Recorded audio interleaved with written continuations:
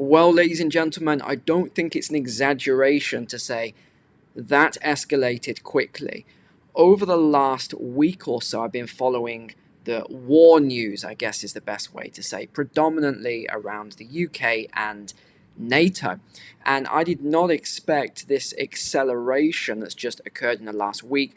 I've got to show you these articles that have come out because I think if I don't show you them, you won't believe what is being talked about. And even today, before my video comes out here, there's going to be another speech. Unfortunately, I couldn't wait for the speech to come out because I wouldn't have time to edit the video and get it out. But I've got to show you this. Let's go straight to this shared screen here. Just last night in the UK, the Telegraph reported the public face a call up. Yes, this is a military call up if we go to war. The military chiefs warn. The general says the army is too small and the government needs to mobilize the nation in the event of conflict with Russia. Yes, this is a legitimate article. This is actually what is being talked about. I'm then going to go on to what has just been announced as well, the deployment of 20,000 British troops. Yes, this is crazy. I warn you in advance, this is a wild video that we're going to be talking about. So if you get scared easily, this may not be the video for you. The article leads then, the British public will, okay, keyword not might, not maybe, oh, we you know, it's a possibility. No, it says the British public will be called up to fight if the UK goes to war because the military is too small. This is what the head of the army is to warn. General Sir Patrick Sanders will stress the need for the government to mobilise the nation in the event of war with Russia in a speech which is today. By the time this video comes out, the speech will have already come out. The British Army has been reduced to its smallest size for centuries, and he has been very critical of the troop cuts. And look here, key word, he's warning that British men and women will be prepared for a call-up if NATO goes to war with Putin. It comes after a senior NATO military official warns that private citizens should prepare for an all-out, look at this, keywords, all-out war with Russia in the next 20 years, which would require wholesale change in their lives. Admiral Rob Bauer said that nations needed to be prepared to find more people if it comes to war and to consider mobilization, reservists, or conscription, it says here. So the whole premise of this is that people should have a shift in their mindset now and prepare for war in the future. And perhaps tomorrow we'll talk about the doomsday clock and all these predictions and what's happening with the Red Sea and Israel and everything else that's going on and Ukraine. It's all culminating in what we've been talking about for a few years here, which is massive conflict. In 2022, General Sir Patrick used a speech to warn that the UK was facing its 1937 moment. Now, if you remember, I actually covered that last year live, and I talked about Operation Mobilise, which baffled me that so many people said, there's no such thing as Operation Mobilise, Neil's just trying to scaremonger, he's making it up and all this. And I was thinking, how on earth can people be that naive when it's plastered all over the media? Operation Mobilise. Look into it if you don't believe this exists.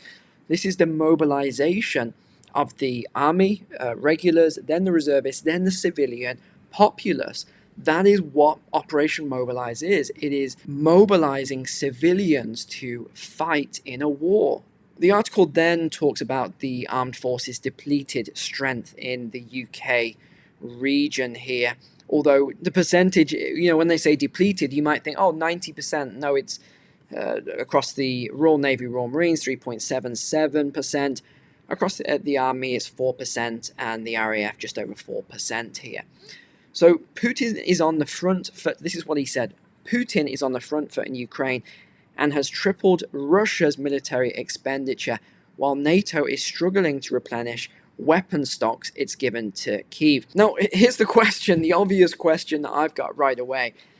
If the whole of NATO can't replenish one country fighting against Russia right now, how on earth are they going to replenish dozens of countries across NATO, which is what they're talking about, an all-out war. They're going to have to ramp up all the military factories and weapon factories and everything else here. And then they go on to talk about defense fears if Trump wins, which I've said many times, I don't mind saying again. I am almost certain that Trump is going to win this November 2024 election. However, I don't see it the same way a lot of these media outlets see it, and they're talking about how this is going to be WW3 if Trump wins, because he's either going to push the nuclear button or he's going to pull all the funds out and, you know, all this other stuff that they've been saying. I just don't see that at all. I don't think he's that stupid that he would do either of those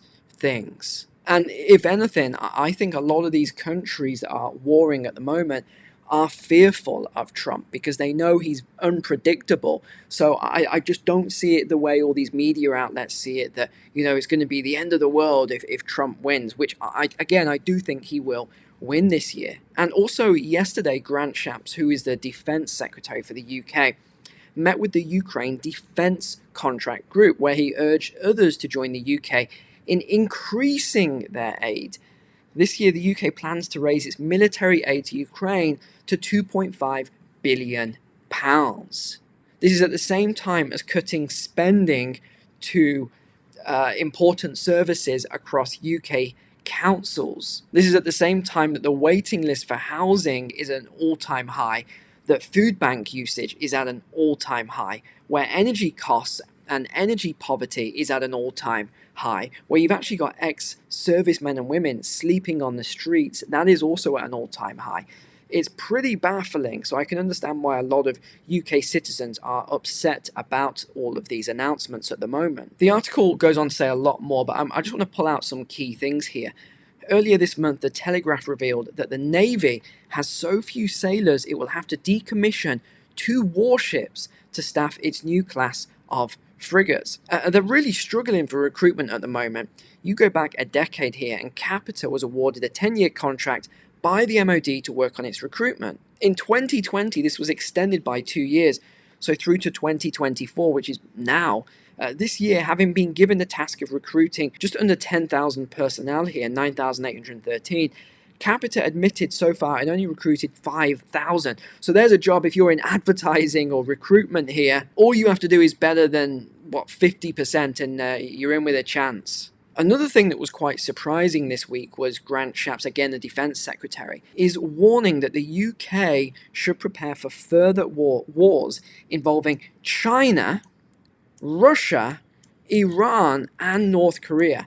All nuclear countries, may I just add. So let's talk about what has just been announced. Well, actually, it was announced last week, but it's about to take place next week. It hasn't really got any media coverage at all, but Britain is deploying 20,000 troops across Europe to deter Russia. This is happening right now, and this is a culmination of around 70,000 troops across NATO.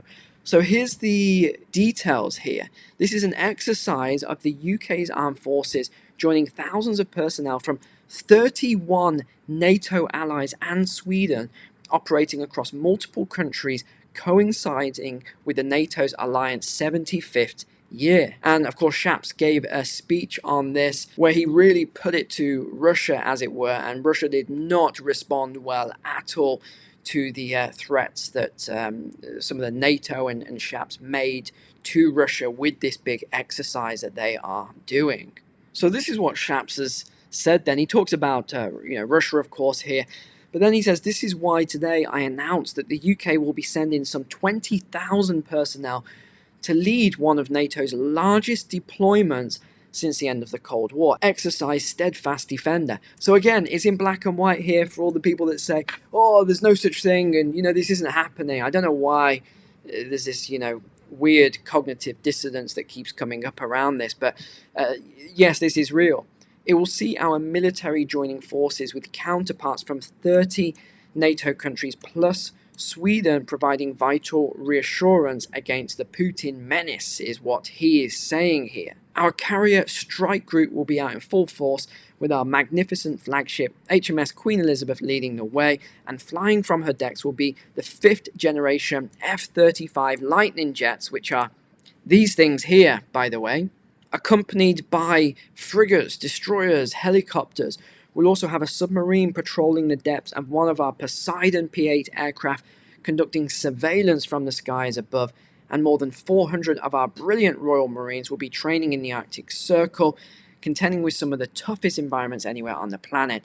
On land, we'll be deploying over 16,000 soldiers, led by our 7th Light Mechanized Brigade Combat Team, which superbly led our recent response in Kosovo, all of which makes this our largest deployment of land forces to NATO for 40 years. And then there's a big breakdown of all of what is being deployed here then. Grant Shapps was with Laura Kuenssberg earlier this week as well, where she interviewed him, and he's basically said the UK needs to be prepared for war. Drop a comment below on your thoughts on everything I've said so far. Here is the Daily Mail then. Brits face a call up if we go to war with Russia. And they've even got all these infographics that shows you how NATO can prepare for a war with Russia.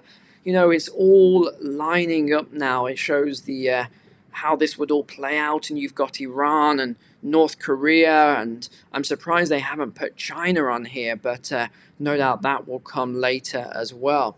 So of course Russia responded to this, and they are not happy at all about these threats. So the Admiral Rob Bauer, the chair of the NATO Military Committee, he doubled down. Yes, he doubled down on the threat to Russia, and he urged both civilians and governments to prepare for conflict and potential conscription. And by the way, the introduction of conscription, were it to happen, would be the first time in over 60 years that Britons would be required, not an option, would be required to fight. And again, there's a lot of these videos if you want to watch more of this and actually see everything that's being said. You can go on to some of these sites that I'm showing you here. But it doesn't look like de-escalation, as I keep mentioning. But the Russian Foreign Affairs Minister is, of course, he's saying that the West is threatening them. They're just doing their thing in Ukraine, trying to restore order, etc. The sort of line that's going on here. And he's claiming that NATO is the ones threatening them and now doing this big exercise up to their border, and that they're not doing anything in response, etc. Again, I'd love to see comments below on your thoughts on all of this. This was interesting then when Sunak went to visit Zelensky. I didn't see any coverage on this speech either in terms of specifically what he says here. So I want to play this from, it's about 1:07 onwards, and you can find this on the independent.co.uk website, this short video clip, because I couldn't find it anywhere else. Ukraine is not alone, and Ukraine will never be alone. Putin might think that he can outlast us, but he is wrong. We stand with you today, tomorrow, and for as long as it takes. And I'm proud that today President Zelensky and I have signed a new security agreement that will form the core of a partnership between our two countries that will last 100 years or more. Very, very interesting. So they've signed a new security pact, and he's saying that they'll support Ukraine as long as it takes, and that this new pact, it will last 100 years or more. So be in no doubt, we are not walking away. Ours is the unbreakable alliance, the Nizlamny Alliance. And this is another thing you might not be aware of, is that this NATO exercise does have US troops on it. So they're going to be operating very close to Russia. So US troops are going to be exercising very close to Russia. So if this doesn't send a sort of message, I don't know what will. Can you imagine Russian troops doing exercises in Mexico or right near the US border or something like that? It would just be wild. So that is you up to date then on this ongoing conflict. It is worrying. I really do think it is worrying the way things are going right now. And then with this big NATO exercise, not just that, we've got everything happening with Iran, with the Red Sea, with all the conflict with Israel, Gaza. There's so much going on right now. It is quite worrying. So thank you so much for watching and being a subscriber here. Take care. God bless. I will see you tomorrow.